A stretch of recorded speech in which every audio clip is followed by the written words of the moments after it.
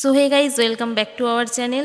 আজকে তো আমরা চলে এসেছি দাদা বৌদি বিরিয়ানিতে। তো দাদা বৌদি বিরিয়ানিতে কী জন্য এসেছি তোমরা যারা যারা আগের ব্লগটা দেখেছো তারা তো জানো, আর যারা ফুচকা চ্যালেঞ্জের ভিডিওটা এখনও পর্যন্ত দেখোনি তো তারা অবশ্যই কি ফুচকা চ্যালেঞ্জের ভিডিওটা দেখে নাও, তাহলেই জানতে পেরে যাবে যে আমরা কেন এসেছি। তো বিরিয়ানির দোকানে আসতেই আমাদের পাঠিয়ে দিল সেকেন্ড ফ্লোরে, আর সেকেন্ড ফ্লোরে এতটাই ভিড় হয়েছিল তো আমাদেরকে এখন বললো যে ওয়েটিংয়ে এখন কিছুক্ষণ ওয়েট করো, তারপরে আমাদের এখন বললো ওয়েট করতে করতে 20 মিনিট হয়ে গেছে। আমাদের এখন বসিয়ে রেখেছে, পিছনে অনেক লম্বা লাইন, অনেক বসার জায়গা নেই। 10 মিনিট হয়ে গেল আমাদের বসিয়ে রেখে দিচ্ছে। আমরা আচ্ছা বসে আছি, দেখা যাক কখন বসে তোমাদের সাথে দেখা হচ্ছে। খিদে পেয়েছে বলে বেচারা বসে আছে, বসে বসে দেখছে গাড়ি, কটা গাড়ি গুনছে। টাকা গরু রে তো ওই যে নিচে দিয়ে গাড়ি যাচ্ছে, আমাদের পাঠিয়ে দিয়েছে দোতলায়। আমরা দোতলা থেকে বসে বসে গাড়ি গুনছি, এখনো পর্যন্ত বসার জায়গা হয়নি, এত ভিড়। ওই যে বসে আছে ও, ওই দেখো অনেক ভিড় আছে ভিতরে, একটা সিটও খালি নেই, তাই জন্য আমরা বসে আছি।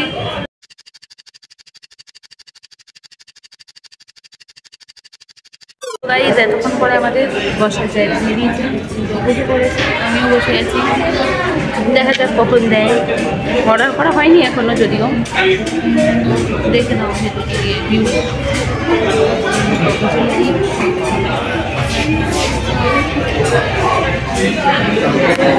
সো গাইস ফাইনালি সিটে বসার 10 মিনিট পর জলের বোতল চলে এসছে আর মেনু কার্ড চলে এসছে।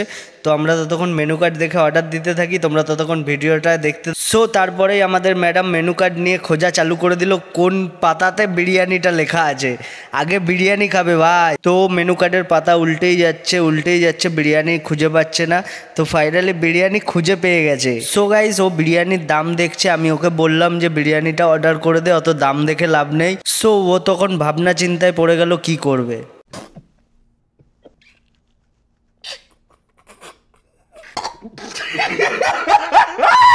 সো তারপরে ও ফোন হাতে নিয়ে হিসাব লাগাতে লাগলো যে কত টাকার আজকে ও বিল করবে। তারপরে আমি ওকে বললাম টাকা তো সব আমি দেবো। মেনু কার্ডে দেখি এখন কি কি অর্ডার করা যাচ্ছে, এখন আমি করতে থাকি, বই দিয়ে নিচে করি। সো তারপরেই ওকে আমি বললাম মেনু কার্ডটা এদিকে দেখাও, মেনু কার্ডটা ঘুরিয়ে দিল। তো মেনু কার্ডটা দেখতেই পাচ্ছ গাইস, মটন বিরিয়ানি, চিকেন চাপ সবের কেরাম কি প্রাইস রয়েছে। তারপরেই ও ক্যামেরাটা নিয়ে আমার দিকে ঘোরালো, আমি একটু মুচকি হাসি দিয়ে জলের বোতলটা খুলে টক করে জল খেয়ে নিলাম। বিরিয়ানি অর্ডার হয়ে গেছে, অর্ডার করিয়ে রেখে আমাদের বসে করিয়ে রেখে দিয়েছে, বললে একটু টাইম লাগবে। আমরা এখন বসে আছি, জানি না এখন কতক্ষণ বসে থাকতে হবে, দেখা যাক কতক্ষণ বসে থাকতে হয়। বিরিয়ানি এলে তোমাদের সাথে দেখা হচ্ছে। সো গাইস বসে থাকতে থাকতে 30 মিনিট পার হয়ে গেল। তারপর সো আমাদের অর্ডারটা আসতে অনেকটাই টাইম লেগেছিল। তো আমি একটা দাদাকে ডেকে জিজ্ঞাসা করলাম যে দাদা কতক্ষণ লাগবে আমাদের অর্ডারটা। দাদা বলল বিরিয়ানির হাড়ি আসছে আর শেষ হয়ে যাচ্ছে। সো তারপরেই গাইস আমি বসে বসে ভাবছিলাম যে আমাদের অর্ডারটা কখন আসবে, খুব খিদে পেয়ে গেছিল গাইস।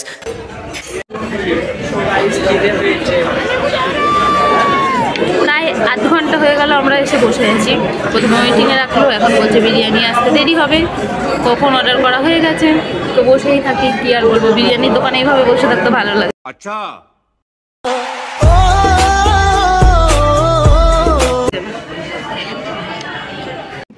ও বিরিয়ানি না আসার চিন্তায় ও বেচারা খুন হয়ে গেছে। আর আমি তো ভিডিও করছি, আমার ওদিকে একটা আয়না আছে, আয়নাটা দারুণ সুন্দর ভিউজ আসছে, ওই দেখো দেখতে পাচ্ছি কি সুন্দর লাগছে। আমাদের সিটটা ভালোই পেয়েছি, ওদিকটা কি সুন্দর একটা কাঁচ আছে, ওদিকে নিচে সব দেখা যাচ্ছে। তো গাইজ আর ভালো লাগছে না, কখন আমাদের দেবে, কাজ করেই যাচ্ছে, আমাদের দেওয়ার কথা মনে নেই।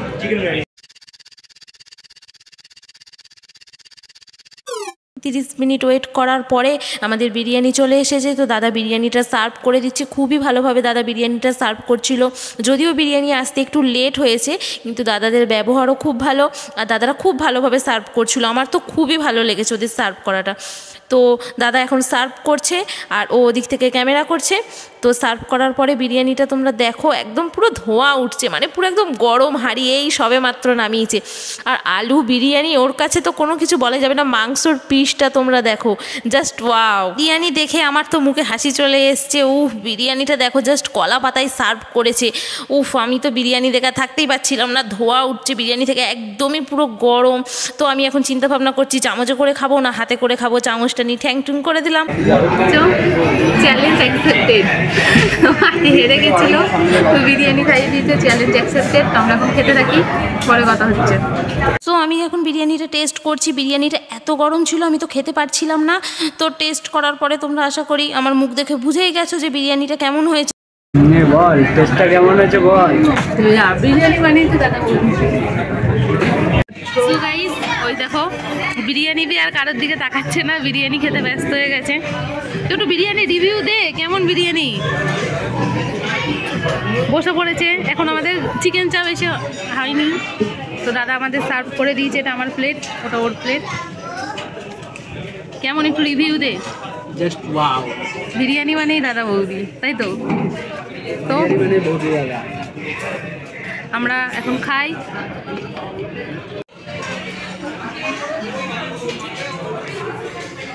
रे तो एल लग गए।